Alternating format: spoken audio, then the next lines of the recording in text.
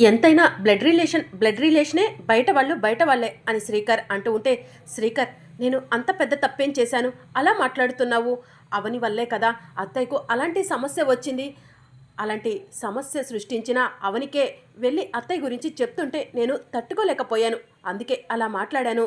నన్ను అంత దూరపు మనిషిని చేసి మాట్లాడకు శ్రీకర్. అత్తయ్య ప్రమాదకర పరిస్థితిలో ఉంటే నేను చూస్తూ ఊరుకుంటానా ఏంటి? నా ప్రయత్నం నేను చేస్తాను, అత్తయ్యను కాపాడుతాను అని మాయ శ్రీకర్తో చెప్తూ ఉంటుంది. రా శ్రీకర్, లోపలికి వెళ్దాం అని మాయ శ్రీకర్ చేతిని పట్టుకొని లోపలికి వెళ్తూ, ఈ శ్రీకర్ ఈ సమయంలో కూడా ఆ అవనికే సపోర్ట్ చేస్తున్నాడు. ఆఖరి నిమిషంలో నా మెడలో తాళి కడతాడా లేకపోతే హ్యాండ్ ఇస్తాడా అని చెప్పి మాయ శ్రీకర్ వైపు చూసుకుంటూ మనసులో అనుకుంటూ శ్రీకర్ చేతిని పట్టుకొని ఇంట్లోకి తీసుకెళ్తూ ఉంటుంది. మరోవైపు శశిధర్ మాధవి తప్పించుకొని రోడ్డు మీదకు వచ్చి ఒక దగ్గర కూర్చుంటారు. ఏమండి, మనం ఎలాగైనా సరే ఆ ఇంటి నుంచి బయటపడ్డాము. ఆ మాంత్రికుడు ఏంటండి నట్టింట్లో కూర్చొని అలా క్షుద్ర పూజలు చేస్తున్నాడు, ఎవరినో అంతం చేయటానికే అయి ఉంటుంది అని చెప్పి మాధవి శశిధర్తో చెప్తూ ఉంటుంది. అవును మాధవి, అవనిని అంతం చేసి మాయను వేదవతి ఇంటికి కోడల్ని చేయటమే ఆ మాంత్రికుడి ఉద్దేశం. అందుకే అలా నట్టింట్లో కూర్చొని పూజలు చేస్తున్నాడు అని శశిధర్ చెప్తూ ఉంటాడు. ఇప్పుడు మనం పల్లెటూరికి వెళ్ళాలండి, ఎవరికైనా ఫోన్ చేయండి, ఫోన్ చేసి క్యాబ్ కానీ ఏదైనా వెహికల్ పంపించమని చెప్పండి అని చెప్పి మాధవి చెప్తూ ఉంటే, మాధవి ఇప్పుడు మనం ఎవరికి ఫోన్ చేసినా కూడా ఆ విషయం మాయకు తెలుస్తుంది. ఎట్టి పరిస్థితిలో మనం పల్లెటూరికి వెళ్ళాలనుకుంటున్నామని మాయకు తెలియకూడదు. ఏదో ఒకలా ప్రయత్నం చేద్దాము, ఎవరికి ఫోన్ చేయొద్దు. అసలు ఫోన్ చేయాలన్నా మన దగ్గర ఫోన్ ఉండాలి కదా, ఫోన్ కూడా లేదు అని శశిధర్ మాధవితో చెప్తూ ఉంటాడు. అవునండి, మీరు చెప్పింది కూడా కరెక్టే అని మాధవి అంటుంది. అప్పుడే అటుగా వెళ్తున్న కారు ఒకటి శశిధర్ మాధవి ముందు ఆగుతుంది. కారులో నుంచి ఒక అతను దిగి శశిధర్ మాధవి దగ్గరకు వస్తాడు. సార్ నమస్తే, ఏంటి మీరు ఇలా కూర్చుని, మీకు నేను ఏదైనా సహాయం చేయనా అని చెప్పి అతను అడుగుతూ ఉంటాడు. ఏం వద్దు, నువ్వు ఇక్కడి నుంచి వెళ్ళిపో అని శశిధర్ చెప్తూ ఉంటాడు. పర్వాలేదు సార్, ఒకప్పుడు నేను మీ దగ్గర పనిచేశాను, మీకు ఎలాంటి సహాయం కావాలన్నా చేస్తాను, అయినా మీ వెహికల్ ఏమైంది సార్ అని చెప్పి అతను అడుగుతూ ఉంటాడు. నువ్వు ఇక్కడ నుంచి వెళ్ళిపో అన్నానా అని శశిధర్ అంటూ ఉంటే, లేదు సార్, మీరు ఏదో సమస్యలో ఉన్నారని అర్థమవుతుంది, ఆ సమస్య ఏంటో చెప్పండి, నేను మీకు సహాయం చేస్తాను అని చెప్పి అతను అంటూ ఉంటే, సరే ఈరోజు నీ వెహికల్ని మాకు ఇస్తావా, నీ వెహికల్ నీకు రేపు అప్పచెప్తాము అని చెప్పి శశిధర్ అంటూ ఉంటాడు. సరే తీసుకోండి సార్ అని చెప్పి అతను వెహికల్ని శశిధర్కి ఇస్తాడు. ఇంకా శశిధర్ మాధవి ఆ వెహికల్ తీసుకొని అక్కడి నుంచి వెళ్ళిపోతారు. వీళ్ళు ఏదో సమస్యలో ఉన్నట్టున్నారు, కానీ చెప్పటానికి వెనకాడుతున్నారు, సంథింగ్ ఈజ్ రాంగ్ అని చెప్పి అతను మనసులో అనుకుంటూ ఉంటాడు. ఇక మరోవైపు అవని అక్షయ ఇద్దరు కూడా అడవిలోకి చేరుకుంటారు. అమ్మ అక్షయ, ఇప్పుడు మన దగ్గర ఉన్న ఒకే ఒక్క అవకాశం గౌరమ్మ వదిలి వెళ్ళిన రంగురంగుల గవ్వలు. ఈ గవ్వలను ఉపయోగించి అమ్మవార్లకు సంబంధించిన నగలు ఎక్కడ ఉన్నాయో వెతికి పట్టుకోవాలి అని చెప్పి అవని అంటుంది. ముందుగా ఆ రంగురంగుల గవ్వలను తీసి సూర్యుడు ఉదయించే తూర్పు వైపు విసిరేయమ్మా అని చెప్పి అవని అంటుంది. ఇక అక్షయ ఒక గవ్వను తీసుకొని దండం పెట్టుకొని తూర్పు దిశకు విసిరేస్తుంది.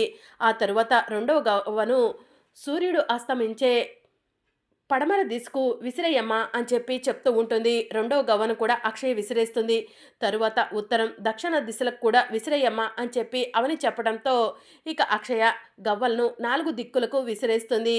అమ్మ అక్షయ, ఇక మనం వెళ్ళి ఆ గవ్వలు ఎక్కడ ఉన్నాయో వెతికి ఆ గవ్వలు ఉన్న ప్రదేశంలో ఖచ్చితంగా అమ్మవార్లకు సంబంధించిన ఆభరణాలు ఉండే ఉంటాయి. ఆ ఆభరణాలు తీసుకొని తొందరగా మనం అడవి నుంచి బయటపడాలమ్మా అని చెప్పి అవని అక్షయ్కు చెప్తూ ఉంటుంది. సరే అమ్మా, పద వెళ్ళి వెతుకుదాం అని చెప్పి అవని అక్షయ ఇద్దరు కలిసి ఆ గవ్వలను వెతుక్కుంటూ వెళ్తూ ఉంటారు. కాస్త దూరం వెళ్ళగానే ఒక దగ్గర అవనికి గవ్వ కనిపిస్తుంది. అమ్మ అక్షయ, ఇదిగో అమ్మ, ఇక్కడ గవ్వ ఉంది, ఇక్కడ ఖచ్చితంగా ఆ అమ్మవారికి సంబంధించిన నగ ఉండే ఉంటుంది అని చెప్పి అవని అంటూ ఉంటుంది. అప్పుడే రాక్షసుడు ప్రత్యక్షమై పకపకమని నవ్వుతూ ఉంటాడు. ఏంటి, ఇద్దరు కలిసి వచ్చారు, అమ్మవారి నగలను ఎత్తుకుపోవడం కోసమేనా అని చెప్పి ఆ రాక్షసుడు అవనిని అంటూ ఉంటాడు.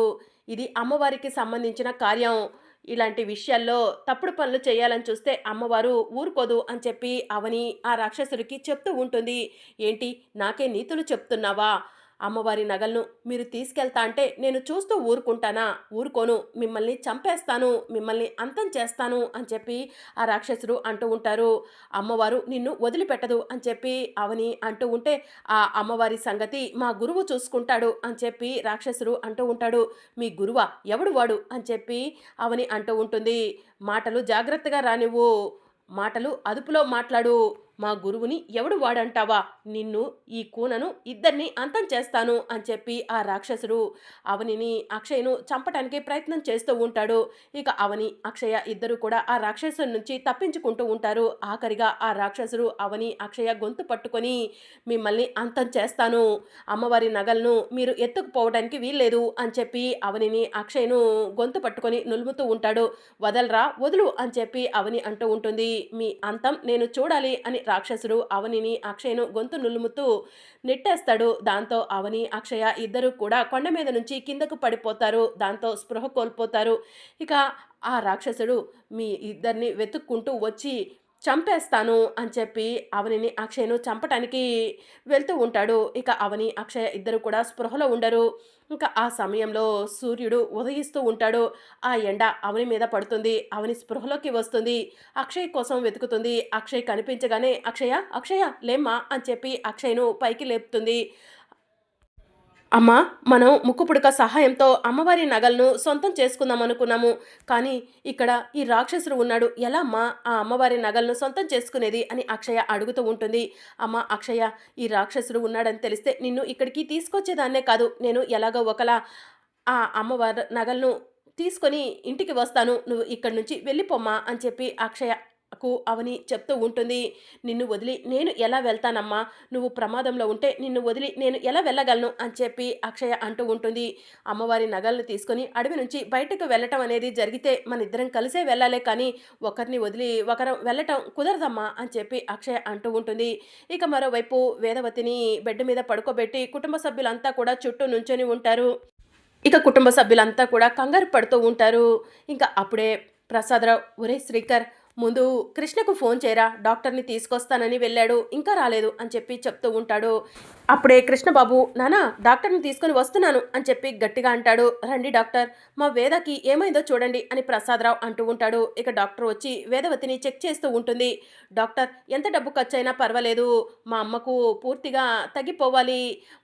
మా ఇంటికి కాబోయే కోడలు మాయ ఎంత డబ్బు ఖర్చైనా కూడా పెట్టుకుంటుంది అని చెప్పి వసంత డాక్టర్కి చెప్తూ ఉంటుంది. ఇక డాక్టర్ వేదవతిని చెక్ చేస్తారు. చెక్ చేయటం పూర్తవగానే మెడిసిన్స్ రాసి ఇవి తెప్పించి వాడండి అని చెప్పి చెప్తూ ఉంటారు. చెప్పాను కదా అత్తయ్యకు ఏమీ కాదని, చూసారా మెడిసిన్ రాసి ఇచ్చారు, తగ్గిపోతుంది అని చెప్పి మాయ అంటూ ఉంటుంది. అవును, ఏం కాదు అమ్మకి అని కృష్ణబాబు అంటూ ఉంటాడు. మీరు డాక్టర్లా ఫీల్ అవ్వకండి, డాక్టర్ మీరు చెప్పండి అని చెప్పి పెద్దరాజు అంటూ ఉంటాడు. నేను ఇచ్చే మెడిసిన్కి ఈవిడ కోలుకుంటుందని చెప్పలేవను, కాకపోతే ఎలాంటి ప్రమాదం జరగకుండా ఉంటుందని మాత్రం చెప్పగలను. ముందు ఈ మెడిసిన్స్ తెప్పించండి అని డాక్టర్ చెప్తూ ఉంటుంది. డాక్టర్, మా అమ్మను హాస్పిటల్ అడ్మిట్ చేయమంటారా అని శ్రీకర్ అడుగుతూ ఉంటాడు. అలాంటి పరిస్థితి వస్తే నేనే చెప్తాను, ముందైతే ఈ మెడిసిన్ వాడండి, 2 hours తర్వాత ఈవిడ కండిషన్ ఎలా ఉందో నాకు కాల్ చేసి చెప్పండి అని డాక్టర్ చెప్తూ ఉంటుంది. సరే డాక్టర్ అని చెప్పి శ్రీకర్ అంటూ ఉంటాడు. ఒరే కృష్ణ, తొందరగా వెళ్ళి ఆ మెడిసిన్ తీసుకురాపోరా అని చెప్పి ప్రసాదరావు అంటూ ఉంటాడు. సరే నాన్న అని చెప్పి కృష్ణబాబు అక్కడి నుంచి వెళ్ళిపోతాడు. డాక్టర్, అసలు ఎందుకు ఇలా జరిగింది అని చెప్పి నిహారిక అడుగుతూ ఉంటుంది.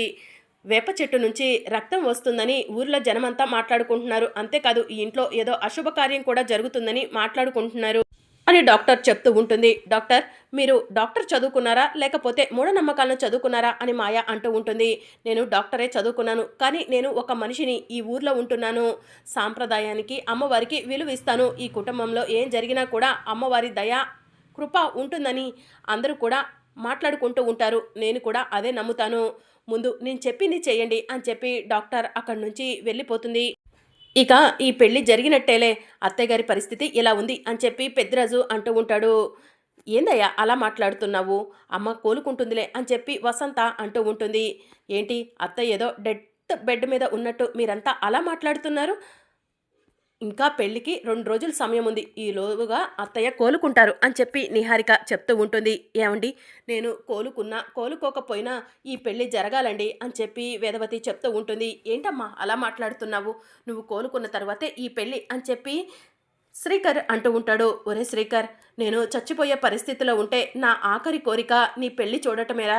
నీకు మాయకు పెళ్లి జరిగితే నేను చూడాలనుకుంటున్నాను. నా ఆఖరి కోరికను తీర్చరా అని చెప్పి వేదవతి అడుగుతూ ఉంటుంది.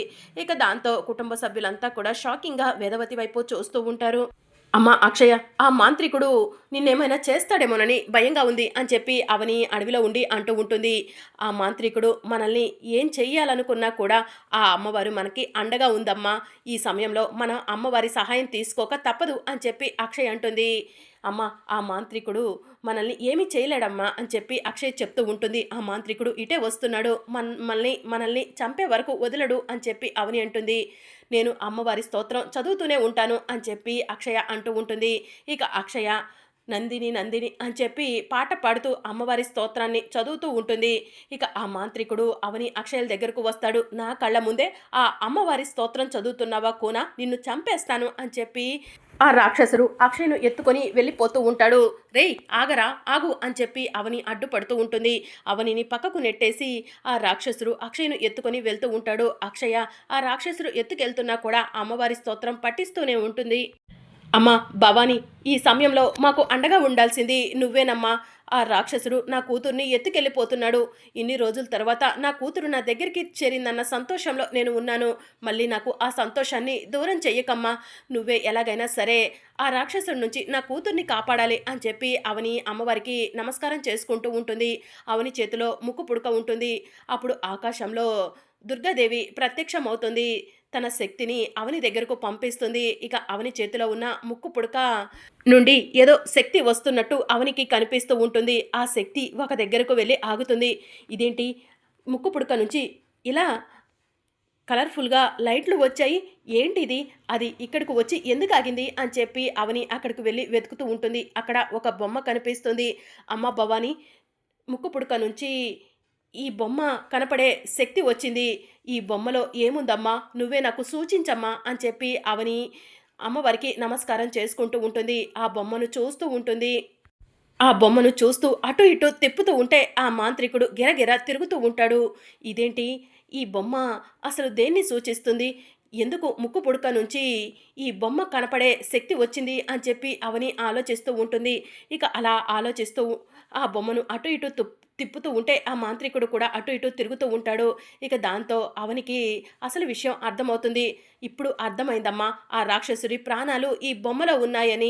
ఈ బొమ్మను నా కళ్ళకు ఎందుకు కనిపించేలా చేసావో కూడా నాకు అర్థమైందమ్మా అని చెప్పి అవని ఆ బొమ్మను పట్టుకొని అక్షయ్ను ఎత్తుకెళ్తున్న ఆ రాక్షసుడి దగ్గరకు వెళ్ళి ఆగు ఆగు అని చెప్పి ఆ బొమ్మను చూపిస్తూ ఉంటుంది. ఆ బొమ్మను చూసి ఆ రాక్షసుడు టెన్షన్ పడుతూ ఉంటాడు. మరి అప్కమింగ్ ఎపిసోడ్లో ఏం జరగనుందో తెలుసుకోవాలనుకుంటున్నారా? అయితే ఛానల్ను సబ్స్క్రైబ్ చేసుకుని సపోర్ట్ చేయడం మర్చిపోకండి. Thank you for watching.